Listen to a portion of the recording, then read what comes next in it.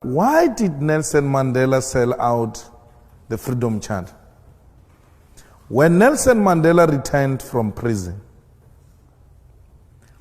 he got separated with Winnie Mandela and went to stay in a house of the rich white men. He was looked after by the Oppenheimers.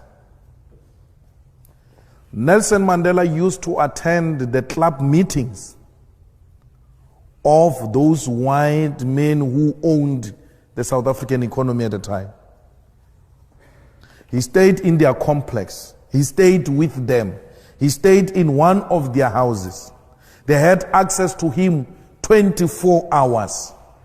And they told him that what he represents will not be achieved. And then that's when he turned against himself.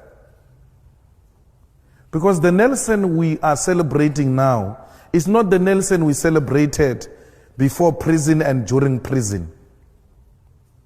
It's a staged, managed Nelson Mandela who compromised the fundamental principles of the revolution, which are well captured in the Freedom Charter.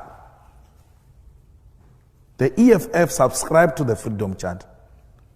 The Freedom Charter has got a detailed explanation of how everything else is going to be achieved. The Freedom Charter is the Bible of the South African Revolution. Any deviation from that is a sellout position. So, unlike Nelson Mandela, we're doing what Nelson Mandela didn't do.